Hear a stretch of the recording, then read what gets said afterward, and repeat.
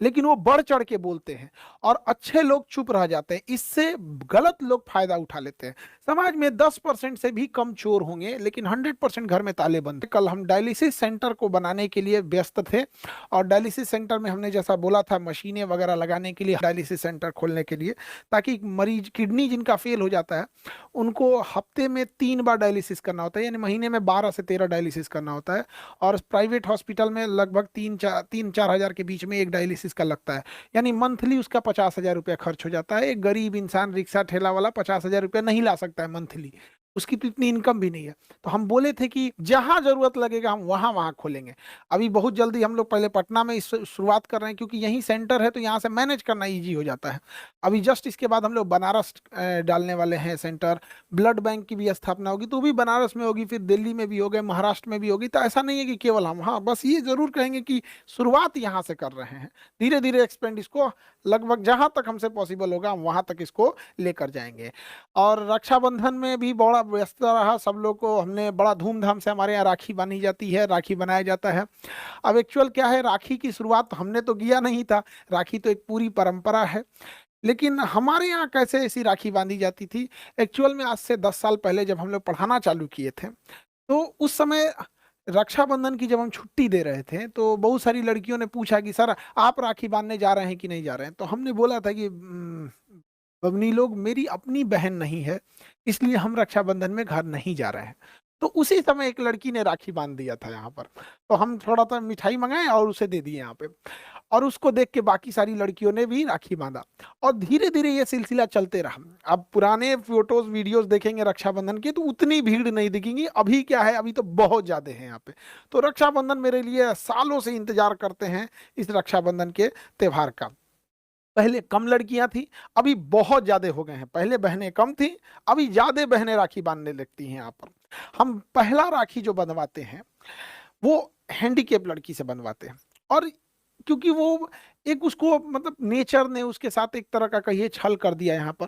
और हैंडीकेप लड़की के लिए वो चल भी नहीं पाती है, तो हमें उसके लिए घुटने पे बैठना होता है। ये दिखाता है कि प्रेम वगैरह, ऐसे नहीं है कि हम किसी दूसरे के लिए घुटने पे बैठ सकते हैं, कभी नहीं। वो एक भाई बहन का प्रेम है जो ये नहीं देखता है कि क्या धर्म है, क्या जाति है, क्या ऊंच नीच, कोई मायने नहीं रखता है। दुनिया में सबसे अच्छा प्रेम भाई बहन का लगता है, जो सुबह झगड़ा करके फिर शाम को भैया ये काम है, बहन ये कर दो कर दो। तो हमारे अपने घर में नहीं थी, इसलिए हमने हजारों बहनों से राखी बनवा लिया। और सभी बहन लोग को जो शिकायत कर रही हैं उन लोग को भैया हाथ जोड़ के भैया को माफ कर दो। कई लड़कियों का कहना है कि सर आप ये बताइए, एक साथ 10-10 लड़कियों से क्यों राखी बनवा रहे थे। मेरी बहन लोग, ये बताइए, अगर एक साथ हम लोग 10-10 लड़कियों से राखी ना बनवाएं तो क्या एक दिन में हो पाएगा? तो काफी ज्यादा पता चला 2-4 दिन उसी में लग जाएंगे। 1-2 लड़की रहे तब तो ऐसा पॉसिबल होगा। तो कुछ लड़कियों की ये शिकायत थी, बबनी बहन लोग हमको, अब समझिए हमारी भी मजबूरी क्या हो जाती है इसी वजह से। दूसरा क्या था ना कि अगर जल्दी जल्दी राखियां उतनी नहीं बांधी जाएंगी, लड़कियों की फास्टिंग रहती है, भूखे में ज्यादा हो जाता है। अब एक लड़की आके शिकायत करिए, सर हमारा आरती इतना रह गया।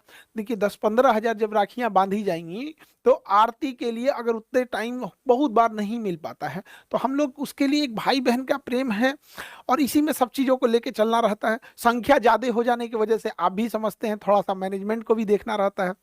एक जो सबसे, हमेशा हम राखी में हर लड़की को कहते हैं, लेकिन बदमाश सब सुनेगी सब तब तो, हम कहते हैं राखी लंबी वाली लेके आना। एक सिंपल सी राखी आती है धागा जैसे लंबी वाली, क्योंकि शुरुआत की ही राखियां कलाई पर बांधी पाती हैं। फिर जब कलाई मोटा हो जाता है तो राखी बंध नहीं पाता है। अब कई लड़की जब वो राखियां जो, अब एक्चुअल उनकी भी क्या गलती है, राखी बनाने वाली कंपनी भी क्या सोचती होगी कि इसे कलाई पे बांधना है, उसे थोड़ी पता कि किसी की कलाई हाथी की इतनी, पैर की इतनी मोटी हो जाएगी। तो लास्ट में जो राखियां होती हैं वो बंध नहीं पाती है। तो फिर मजबूरी में क्या होती है, उन राखियों को एक पर रख के फिर उसे दूसरी किसी बड़ी राखी से लपेट दिया जाता है, बांध दिया जाता है। तो खैर इतना लंबा प्रोग्राम रहता है तो एक साथ करने के लिए थोड़ी सी मजबूरी रहती है। और उस दिन लड़की लोग को बोल भी नहीं सकती, गुस्सा भी जाती है तो भैया ये बात ठीक नहीं है। लेकिन समझिए बहन लोग इस नेक्स्ट टाइम पे और बेहतर करेंगे। देखिए मेरा शौक है, जैसे स्वामी विवेकानंद ने भारत की संस्कृति को पूरे विश्व में ले गए, हमारा अपना एक मानना है कि हमारी गौरवपूर्ण संस्कृति है, भारत की लाजवाब संस्कृति है। यहाँ पर एक भाई बहन को राखी बांधता है, इसे हमें विश्व लेवल तक लेके जाना है और इसके लिए हम निरंतर प्रयास कर रहे होते हैं। लड़कियों के लिए जितनी उस समय बहनों के लिए सेवा हो सकती है, 156 प्रकार के व्यंजन बनाते हैं, कोई चीज छूट ना जाए। और इसकी शुरुआत हम कैसे किए थे? शुरू में तो कम रहते थे, एक बार हुआ क्या कि हम एक 5 स्टार होटल में गए और वहां देखे कि 100 150 वेराइटीज के खाने लगे हुए हैं। तो हमको लगा कि नहीं, हम भी अपने यहाँ रक्षाबंधन होगा या बच्चों को रिसेप्शन पार्टी होगा, उस सब में ऐसे करेंगे। तो हमारे पास जितनी सेवा हो सकती है कर सकते हैं। इस बार रक्षाबंधन में एक यूनिक चीज क्या हुआ, जिसकी सूचना आप लोग को देना हमको लगा कि आप लोग से शेयर करना चाहिए। एक लड़की आई, उसके पिताजी को पैंक्रियाज में कैंसर था और वो बड़ा भारी मन से आई कि सर पिताजी को कैंसर है, हमें दूर डिस्ट्रिक्ट से पटना आना होता है, काफी कॉस्टली इलाज है, यहाँ पे महंगा बहुत है, सर प्लीज आप एक कैंसर हॉस्पिटल खोल दीजिए। अब हमको ये नहीं समझ में आया कि हम क्या कहना चाहें, और क्योंकि हम डॉक्टर खुद नहीं हैं और ना ही हमको कैंसर हॉस्पिटल के बारे में बहुत ज़्यादा मतलब कितना खर्च आएगा ये सब का आइडिया भी नहीं है। लेकिन रक्षाबंधन के दिन एक लड़की राखी बांधने के बाद अगर किसी भाई से ये बात कहे तो भाई मना कैसे करे? आप बताइए, हम ऐसे धर्म संकट में फंस गए कि हम क्या करें।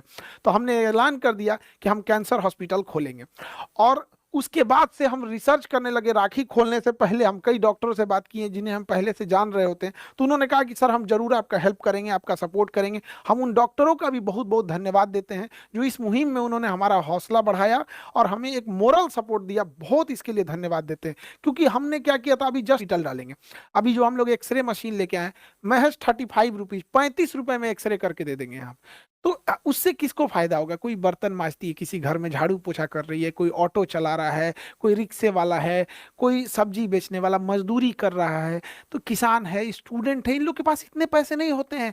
इनके लिए 300 400 बहुत मायने रखते हैं। आप ऐसे नॉर्मल एक्सरे कराने जाएंगे 300 400 रुपए लगेंगे। हम ये नहीं कह रहे हैं कि अमीर अमीर लोग के लिए तो हमेशा से बेहतरीन हॉस्पिटल थे, ये गरीबों के लिए है। तो हम अपने आप को रोक नहीं पाए क्योंकि इसी देश ने हमें सब कुछ दिया है, अब वापस इसी देश को लौटा के चले जाना है। अब ये जो चीजें हैं इसको लेके तो नहीं जा पाएंगे, इसीलिए इसको लौटा के ही जाएंगे। सब कुछ चीजें इसी देश का बनाया हुआ है। अब कैंसर हॉस्पिटल के लिए हमने बोल तो दिए हैं, लेकिन अभी क्या है कि उसमें बहुत वर्क करना है और बेस्ट इस चीज को किया जाएगा। आप सब लोग की दुआएं साथ रहती हैं। एक चीज बस ये कहेंगे कि देखिए हम खुद डॉक्टर नहीं हैं, लेकिन हमने हॉस्पिटल, डायलिसिस, ब्लड जांच और हर डिस्ट्रिक्ट वाइज इसको हम आगे लेके जा रहे हैं। जैसे जैसे होगा हम बहुत फास्ट कोशिश करेंगे पूरी प्रयास करने के लिए। लेकिन आपको क्या लगता है कि हमको ये चीजें करना चाहिए? आप क्या सोचते हैं इस बारे में, एक बार जरूर बताइएगा, क्योंकि आपकी बातें, आपका कमेंट जब हम इस चीजों को देखेंगे तो आपकी इस चीजों को हमें, मेरे लिए एक मोटिवेशन का काम करेगा। क्या हमें ये चीजें समाज को लौटा देना, ये चीजें ठीक हैं? इसमें और क्या सुझाव हो सकता है? आप लोग बेहतर जानते हैं, आप हर जगह जगह से आप लोग जुड़े हुए हैं, वहाँ किस चीज़ की समस्याएं हैं। जैसे अभी एक मेमोग्राफ मशीन आता है, वो हमने लगवाया है।